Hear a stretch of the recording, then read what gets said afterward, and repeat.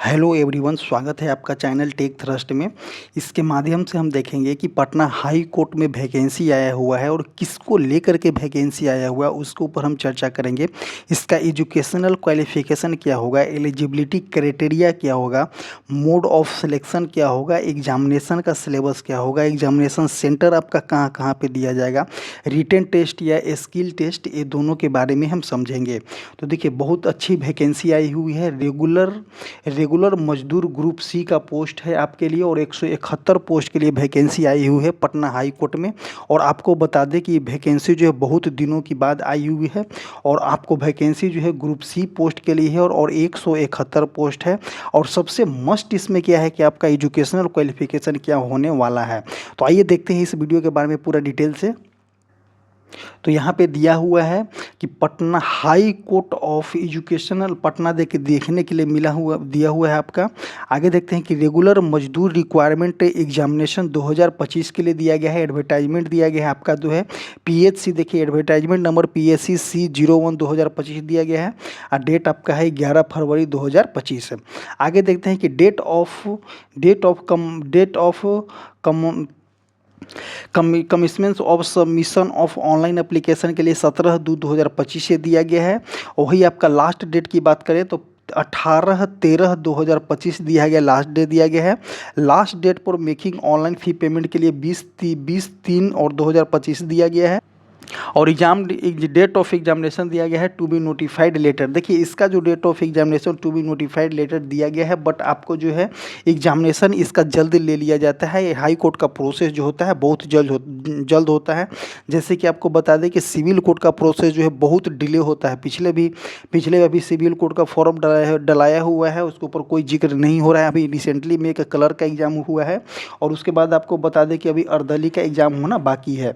लेकिन high court का क्या होता है कि हाई कोर्ट जैसे ही फॉर्म डलवाती है, इसका एग्ज़ाम बहुत जल्द प्रोसेस होता है हाई कोर्ट का। आगे देखते हैं कि online application are invited from eligible candidate for direct requirement against 171 post के लिए दिया गया है। फ्रेश वैकेंसी ऑफ रेगुलर मजदूर group C post in level one. आगे दिया गया है कि 14,800 के आसपास से आपका सैलरी चालू होगा। उसके बाद 40,000 से लेकर के 40,300 तक के सैलरी आपका बनेगा। Of pay matrix defined in the resolution number 9025 dated 2011-2027 of Bihar government के अनुसार, plus allowance as admission under the Patna high court officer and staff requirement appointment promotion and other condition of service and conduct rule 2021 as amendment from the time to time in the stabilization to the high court judiciary at Patna hereafter refreshed as High Court initially on prohibition for the period of 1 year under the terms and condition। आगे देखते हैं कि इसमें क्या बोला गया है। देखिए, इसमें बोला गया है क्या कि शेड्यूल्ड कास्ट के लिए अनरिजर्व के लिए आपका 74 पोस्ट दिया गया है। वही शेड्यूल्ड कास्ट के लिए जो है आपका 27 दिया गया है। और उसी में देखिए कि 24 पोस्ट जब दिया गया है तो 24 पोस्ट जो हो जाएगा यहाँ पे रिजर्व फॉर हो जाएगा वुमेन के लिए। शेड्यूल्ड कास्ट के लिए 27 पोस्ट दिया गया है, यहाँ पे हो जाएगा 10 रिजर्व हो जाएगा। शेड्यूल्ड कास्ट के लिए 2 पोस्ट दिया गया है, 0 इसमें कोई रिजर्व नहीं किया गया है। वो किसके लिए, horizontally reserve post for women के लिए। एक्सट्रीमली बैकवर्ड EBC के लिए 31 पोस्ट दिया गया है। बैकवर्ड क्लास के लिए 20 पोस्ट दिया गया है। इकोनॉमिकली वीकर सेक्शन वाले को 17 पोस्ट दिया गया है। टोटल 171 पोस्ट की वैकेंसी की बात की गई है। Out of 171 post 7 post shall be horizontally reserved for orthopaedically handicapped, मतलब कि जो हैंडीकैप हैं उनके लिए जो है आपको दिया गया है, रिजर्व किया गया है candidate in their respective category, each and every category में। आगे देखते हैं कि क्या बोला गया है। तो इसका एलिजिबिलिटी क्राइटेरिया हम देखेंगे कि एलिजिबिलिटी क्राइटेरिया क्या हो जाएगा।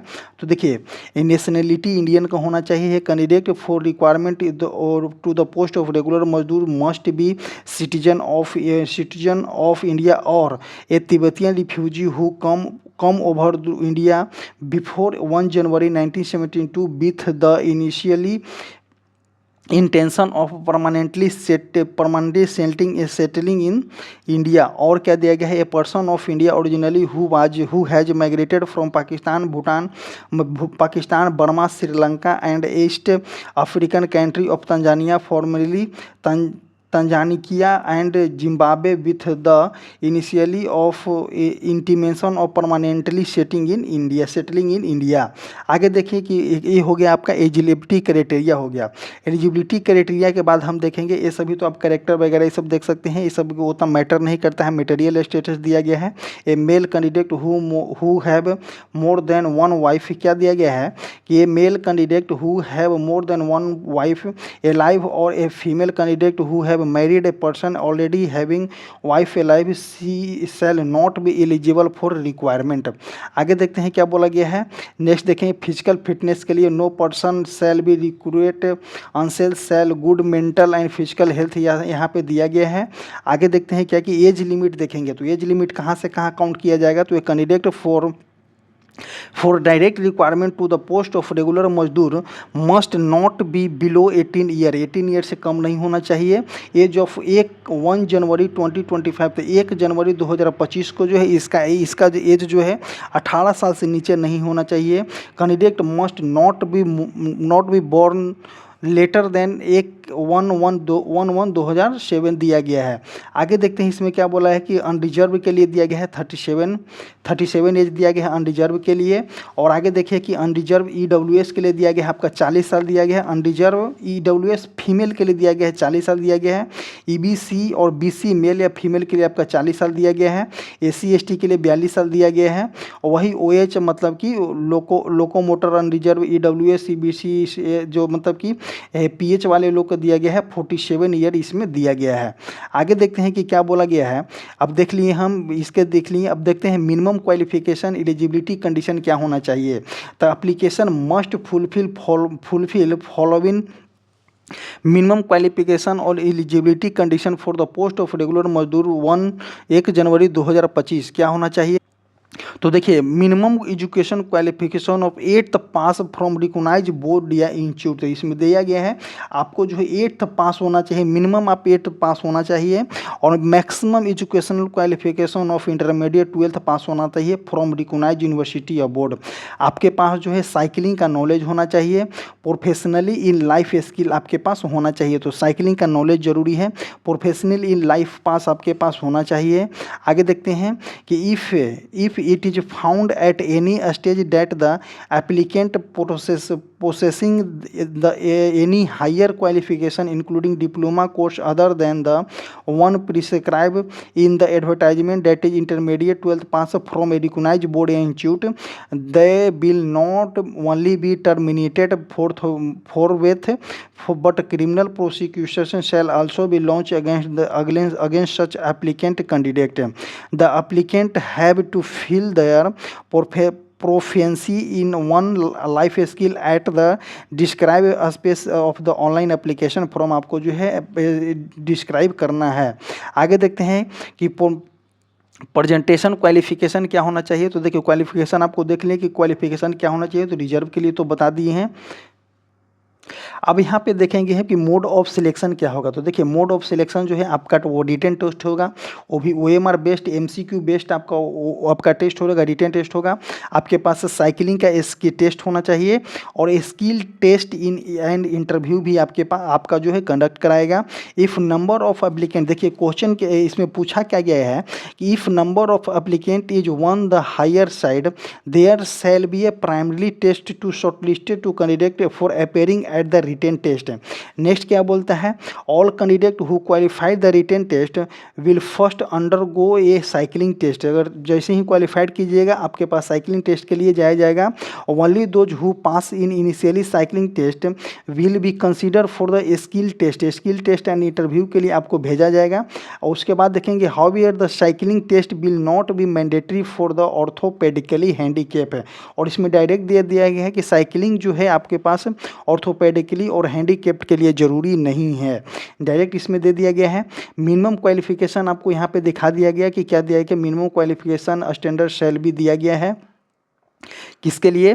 तो 40% मार्क इन प्राइमरी टेस्ट में लाना होगा आपको। आपके बाद 40% मार्क्स इन रिटेन टेस्ट में दिया गया है, 40% मार्क्स इन स्किल टेस्ट में दिया गया है, 30% मार्क्स इन इंटरव्यू में दिया गया है। आगे देखते हैं कि इस syllabus of scheme of examination, the syllabus and scheme of examination is enclose annexure 1 में दिया गया है। तो एनेक्चर 1 देखेंगे कहाँ पे दिया गया है। और ये जो फी जो है आपको 700 रुपया जो आपको लगेगा किसके लिए? तो ABC unreserved, ABC BC ABC EWS के लिए आपका 700 रुपया लगेगा, और SC ST और OH कैंडिडेट के लिए जो है आपका 350 रुपया लगेगा। और आगे देखेंगे पेमेंट मोड आप किसी भी मीडियम से दे सकते हैं, इसके लिए कोई दिक्कत नहीं है। सेंटर ऑफ एग्जामिनेशन की बात किया गया है, तो सेंटर ऑफ एग्जामिनेशन जो है आपको चूज करने के लिए दिया गया है। तो देखिए सेंटर ऑफ एग्जामिनेशन आपको दिखाएंगे हम कि किस तरह से सेंटर ऑफ एग्जामिनेशन दिया गया है और क्या दिया गया है। प्रोसिक्यूटर जो अपॉइंटमेंट, इसमें तो देखिए इसको हटाइए और आगे देखते हैं कि क्या बोला गया है। जनरल इंस्ट्रक्शन आप देख सकते हैं कि कोई ज़्यादा दिक्कत नहीं जनरल इंस्ट्रक्शन में। मोस्ट देखेंगे कि हम कि सेंटर इसमें क्या दिया गया है। तो सेंटर के बारे में हम देखते हैं कि सेंटर इसमें क्या दिया गया है। तो सबसे पहले हम देखते हैं कि exam syllabus and scheme of examination क्या होगा। तो रेगुलर मजदूर रिक्वायरमेंट एग्जामिनेशन 2027 के लिए shall be conduct in two stage बोला गया है। एक बोला गया है रिटेन टेस्ट बोला गया है, एक बोला गया है स्किल टेस्ट एंड इंटरव्यू दिया गया है। Only those candidate shall be considered for selection who appear and secure the minimum qualification standard in all the stage of examination.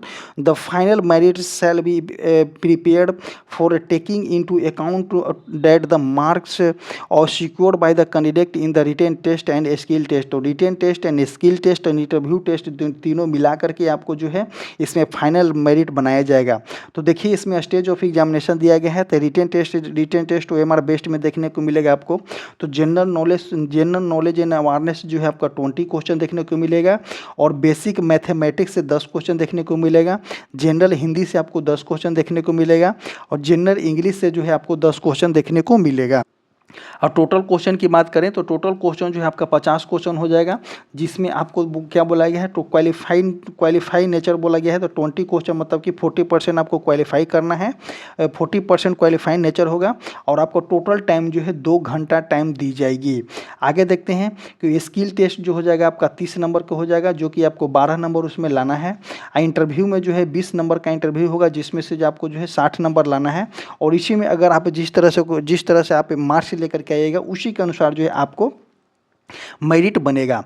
All candidate who qualified the written test will first undergoes cycling test. जैसे ही आप जो है written test qualified कीजिएगा आपको cycling test के लिए भेजेगा, और साइकिलिंग टेस्ट जैसे ही क्वालिफाइड कीजिएगा आपको इंटरव्यू के लिए दिया जाएगा। और जैसे ही आप इंटरव्यू तैयार कीजिएगा, पास होइएगा, तो आपको जो है मेरिट बनेगा। मेरिट बनने के बाद जैसे ही नंबर आएगा अकॉर्डिंग टू नंबर आपको जो है दे दिया जाएगा। और जो है आपको ऑर्थोपेडिकली के लिए यहाँ पे दिया गया है कि साइकिलिंग टेस्ट मैंडेटरी नहीं है। आगे देखते हैं क्या बोला गया है। देखिए इसमें क्या दिया गया है। The stage will be evaluated a person partially knowledge and competence in managing daily task and responsibility ensure they can handle essential life skill effectively. Candidate approximate 25 times to the higher number of advertisement vacancy following the mode roster point reservation policy adopted in the High Court will be called for the skill test and interview test। मतलब कहने का मतलब क्या है कि 25 गुना मतलब कि 25 गुना जो है 171 का 25 गुना जो है आपका रिजल्ट दे दिया जाएगा। किसी भी मोड में जो हो जाएगा आपका 125 गुना रिजल्ट दी जाएगी, इस तरह से इसमें बोला गया है। आगे देखते हैं नेक्स्ट पॉइंट क्या है। और इसमें क्या दिया गया है, देखिए कि इफ़ द एफर्ट का सरकमफेस, इसमें देखिए क्या बोला गया है कि प्राइमरी टेस्ट के लिए दिया गया है general awareness from the curriculum up to class 8 तक दिया जाएगा, जिसमें आपको 60 मार्क्स जो है आपका 60 लाना होगा। और general question from knowledge of life scale के लिए 40 हो जाएगा, जो कि आपके लिए टोटल कितना हो गया 100 हो गया। क्वालिफाइंग नेचर 40 हो गया, और जो आपका 2 घंटा का समय दिया जाएगा। तो मैक्सिमम मार्क्स बोला गया है, तो 100 मार्क्स का क्वेश्चन होगा, मतलब कि आपका जो है 50 क्वेश्चन है, तो ईच क्वेश्चन के लिए आपका जो है 20 मार्क्स दी गई है। ईच क्वेश्चन के लिए आपका 20 मार्क्स दिया गया है और उसी तरह से बोला गया है कि 100 नंबर रहेगा। और आगे देखते हैं कि क्या बोला गया है। तो देखिए आपका जो है list of city districts having examination centre, जैसे ही आप फॉर्म को अप्लाई कीजिएगा तो उस फॉर्म के अकॉर्डिंग टू कंडीशन के अनुसार जो है आपका जो है ऑप्शन में भरना होगा कि आप कहाँ पे एग्ज़ाम देना चाहिए चाहते हैं। तो देखिए बिहार के जो है औरंगाबाद में दिया गया है, बेगूसराय में दिया गया है, भागलपुर में दिया गया है, भोजपुर में दिया गया है, दरभंगा में दिया गया है, ईस्ट चंपारण में दिया गया है। उसके बाद बता दें आपको गया में दिया गया है, वैशाली जहानाबाद हो जाएगा, मुजफ्फरपुर हो जाएगा, नालंदा हो जाएगा, नवादा हो जाएगा, पटना हो जाएगा। उसके बाद आपको बता दें पूर्णिया हो जाएगा और सारण हो जाएगा। तो ये सभी डिस्ट्रिक्ट में जो है आपका एग्ज़ाम ली जाएगी। ये सभी डिस्ट्रिक्ट जो है इसमें आपका एग्ज़ाम लिया जाएगा और आपको जो है फॉर्म भरते टाइम जो है आपको डिस्ट्रिक्ट को चूज करना है। जैसे कि यहाँ पे आपको दिया गया है, देखिए यहाँ पे दिया गया होगा, नहीं दिया गया है कि फॉर्म भरते टाइम डिस्ट्रिक्ट को चूज करना है, बट आई थिंक डिस्ट्रिक्ट को चूज करना होगा। और हाउ टू अप्लाई यहाँ पे दिया गया है। अनेक्सर 3 में तो हाउ टू अप्लाई दिया गया है, आप इसको देख सकते हैं कि किस तरह से आपको अप्लाई करना है। देखिए सबसे मस्ट इसमें क्या हो जाएगा कि हम लोग के पास एक चीज़ नहीं है, लेकिन फॉर्म में किस तरह से हो रहा है उसके बारे में बताते नहीं हैं। Therefore the candidate is required to upload the following recent document. तो फॉलोइंग रिसेंट डॉक्यूमेंट में क्या अपलोड करना है? Scan copy of recent passport size colour photography, इसके लिए कोई दिक्कत नहीं है। स्कैन सिग्नेचर के लिए भी कोई दिक्कत नहीं है। जैसे इसमें अगर दिया गया है क्या कि क्लास 8 का सर्टिफिकेट जो है, क्लास 8 का सर्टिफिकेट आपको डाउनलोड अपलोड करना है और क्लास 8 का मार्कशीट अपलोड करना है। लेकिन हम लोग के पास जो बिहार BSCB के स्टूडेंट है, मैक्सिमम स्टूडेंट ये बोले तो कि किन्हीं बच्चे के पास जो है 8th क्लास का नहीं होगा। आई थिंक किन्हीं बच्चे के पास जो है 8th क्लास का मार्कशीट और सर्टिफिकेट नहीं होगा। और देखते हैं मैट्रिकुलेशन सर्टिफिकेट इफ़ एप्लीकेबल बोला गया है और 10th का मार्कशीट बोला गया है if applicable. Validity identity proof देने के लिए बोला गया है। डोमिसाइल सर्टिफिकेट आपको देना पड़ेगा। कास्ट सर्टिफिकेट में जैसे कि नन क्रीमिलियर है, EWS है, उनके लिए सर्टिफिकेट एप्लीकेबल होगा। ऐसे सर्टिफिकेट ऑफ डिसेबिलिटी का देना होगा। No objection criteria certificate if applicable होगा देना होगा। Identity card of Patna high court of court subordinate in the court of applicable. Other relevant document if any अगर आपके पास है तो आपको देना होगा। तो देखिए हमें तो लग रहा है कि सबसे ज़्यादा कंट्रोवर्सी किस में हो जाएगा कि क्लास 8 और क्लास 8 का मार्कशीट और क्लास 8 का सर्टिफिकेट किन्हीं बच्चे के पास नहीं होगा, किन्हीं बच्चे के पास नहीं होगा। इफ़ अगर ये वाले तो ईच एंड एवरी स्टूडेंट के पास होगा, बट ये वाले किन्हीं बच्चे के पास नहीं होगा। तो देखिए फॉर्म जैसे ही भराना चालू होगा तब पता लगेगा कि किस तरह से होगा। तो देखिए जैसे ही फॉर्म भराएगा हम इसके ऊपर एक वीडियो लेकर के आएंगे कि क्लास 8 का सर्टिफिकेट कैसे बनाना है, नहीं बनाना है। अभी बहुत टाइम है इसके लिए, क्योंकि आपका जो है 18/3/2025 तक फॉर्म भराएगा। तो इसके लिए बहुत लार्ज टाइम है, तो इसके लिए आपको वेट करना होगा। और जो है इसके ऊपर हम एक स्पेशल वीडियो लेकर के आएंगे कि क्लास 8 का मार्कशीट और सर्टिफिकेट में क्या आपको अपलोड करना है। क्योंकि यहाँ पे जो है इसका मिनिमम एजुकेशन क्वालिफिकेशन जो है आपका 8th पास ही बताया गया है। इसी तरह से देखते हैं आगे। इसी तरह आगे देखते हैं कि अगर आप रेलवे की तैयारी करने वाले हैं, क्योंकि ग्रुप डी के वैकेंसी आ चुका है, तो रेलवे पे special one-liner PYQ platform book के माध्यम से हमारे द्वारा इस चैनल पे कराया जा रहा है, जिसमें आपको बहुत ही इफेक्टिव होगा। इसको पढ़ने से आपको एक फ़ायदा होने वाला है कि आप जो है मिनिमम से जितने भी दिमाग से स्किप होते हैं छोटे क्वेश्चन, उसको आप कवर कर सकते हैं। और इसमें जो है सेट नंबर 99 से लेकर के 122 तक करा दिया गया है और आगे भी एज इट इज इसको कराया जाएगा, क्योंकि ये आपका जो है 5 घंटा का वीडियो है, आप इसको ज़रूर देखिएगा। और आगे बता दें कि अगर आपको जो है SPD करंट अफेयर जो है हमारे चैनल के माध्यम से कराया जा रहा है, तो आप इसको देखना ना भूलें, क्योंकि बहुत ही इफेक्टिव SPD करंट अफेयर होता है। आप क्योंकि आपको एग्जाम में इससे बहुत क्वेश्चन आपको देखने को मिलेगा। और आगे बात बता दें कि अगर आप जो है SPD का रेलवे समाज अध्ययन पढ़ना चाहते हैं तो आप इससे जुड़ सकते हैं, क्योंकि ये भी बहुत अच्छा रोल निभाता है रेलवे के लिए। और आगे बात करते हैं कि अगर आप जो है ग्रुप डी के फॉर्म भरे हुए हैं, ग्रुप डी के फॉर्म भरना चाहते हैं, तो आप हमसे जुड़ सकते हैं रेलवे प्लेटफॉर्म बुक के माध्यम से, जो कि आपका जो है अब चैनल के माध्यम से आपको दिया जाएगा। हर हर दिन आपको जो है एक वीक में 1 से 2 दिन, 2 से 3 दिन जो है आपको रेलवे ग्रुप डी का प्रैक्टिस सेट इस पे दिया जाएगा।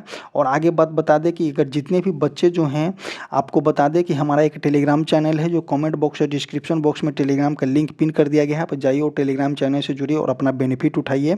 और यहाँ पे जो है आपका जो है ईमेल आईडी दे दिया गया है, इसके माध्यम से आप हमसे कॉन्टैक्ट कर सकते हैं। उसके बाद बता दें कि इस पे जो है आपका व्हाट्सअप नंबर दे दिया गया है, इससे भी कॉन्टैक्ट कर सकते हैं। 10 AM से लेकर के 5 PM तक किसी भी कंडीशन में, किसी भी झंझट से आप दूर होकर के कॉल कर सकते हैं। अगर आपको किसी भी दिक्कत की सामना करना पड़ रहा हो, तो आप डायरेक्ट इस पे कॉल करके बात कर सकते हैं। और इसी तरह से हमारा वीडियो समाप्त होता है। और जितने भी बच्चे इस चीज़ के लिए एलिजिबल हैं, आप जाइए और फॉर्म को अप्लाई कीजिएगा। और जो 8th का जो है सर्टिफिकेट और मार्कशीट का जो इसमें झोल है, उसके ऊपर हम अलग वीडियो बनाएंगे। इसी तरह से वीडियो समाप्त होता है। Thank you.